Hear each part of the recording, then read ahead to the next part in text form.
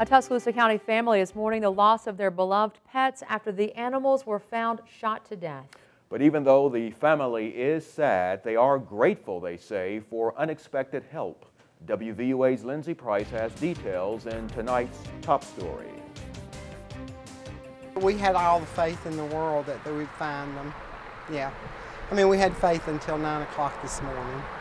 That's when Rosalind Jordan and her family found out their 11-year-old Siberian Huskies, Panda and Spunky, were dead. They had been searching for a week. They had been shot and dumped on the side of the road at Grand Point, Highway 43. Jordan says they built a kennel when the dogs were first born, and they only got out because of an accident. First time our dogs have been out of their kennel in 5 years, and, you know, horses broke down the fence, the dogs got out. We've looked for them now for over a week. The dogs were found here near Holly Springs Road, over 10 miles from the last place they were seen on Martins Road East in Northport. I'm not sure how far they got away. That's where they were found, but they feel like they were dumped there. Jordan said although what happened to their dogs broke their hearts, the Northport police officers and Tuscaloosa County Sheriff deputies that helped them were a blessing. It was an experience I've never felt in my life. These two young guys were so compassionate. And here I am, you know, just an old lady that's lost 2 dogs, and they actually stopped and were able just to bend over and give me a hug. And another dog holds a special meaning to another family member. One of these dogs did belong to my sister, who's special needs. I haven't told her yet, but I will tell her, and in that I do have the good part of the story where I can talk about how our community and our police officers have helped us. Jordan wants to encourage everyone to do the best they can to keep their dog in a fenced area, and if they go missing, to try and find them immediately. In Tuscaloosa County, Lindsay Price, WVUA News. And the Jordans have filled out a report with the Tuscaloosa County Sheriff's Office. On your Crime Watch tonight, a former Tuscaloosa police officer charged with civil rights violations. The charges are in connection with a case involving an alleged sexual assault of a Tuscaloosa woman. Authorities say Jason Glenn Thomas has been indicted on 5 counts in U.S. District Court. According to the indictment, Thomas violated the victim's constitutional rights by sexually assaulting her in March of 2011.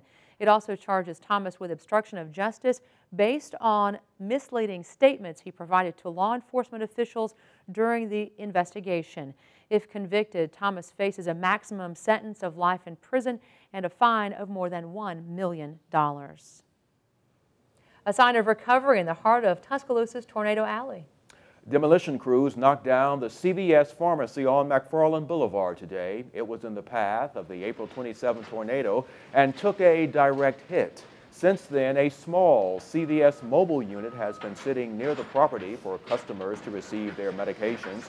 Meanwhile, Tuscaloosa businessman Stan Pate, who owns the property, has gone on record saying there are plans to build a new CVS pharmacy in that location. This week, 3 more big names have been announced for Tuscaloosa's amphitheater so far. The season has been a diverse array of acts from Ringo Starr to Merle Haggard.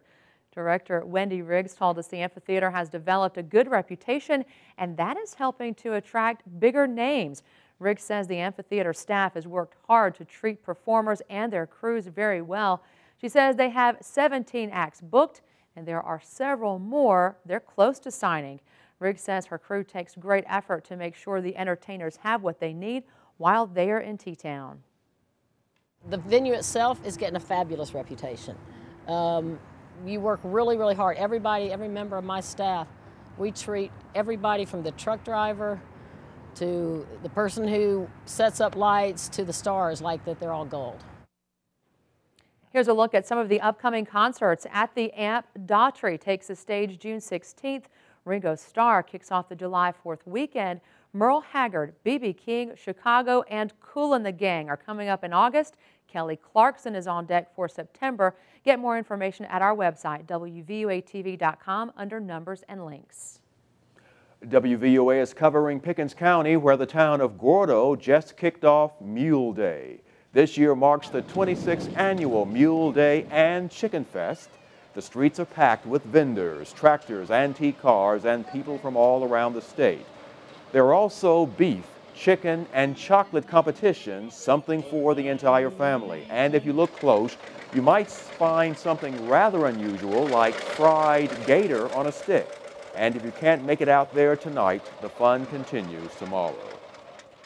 Today marks the beginning of hurricane season, and state and federal leaders want Americans to be ready. And even though the season officially started today, there have already been 2 named storms. As we've reported, state officials want Alabama's coastal communities to make decisions to evacuate as far as 2 days ahead of the hurricane threat. That's compared to the 24 to 36-hour window in past years. Officials are hoping this gives residents more time to get away if a major storm should threaten the Gulf of Mexico. Have a plan. What I hate to have people do is go through hurricane season worrying all year about hurricanes. What I want them to do is find out about their risk, take the appropriate steps to get ready, and then if a hurricane threatens, know what to do. And for some folks, that means they'll have to evacuate away from the most dangerous areas. For other people, they need to be prepared for the impacts of the hurricane.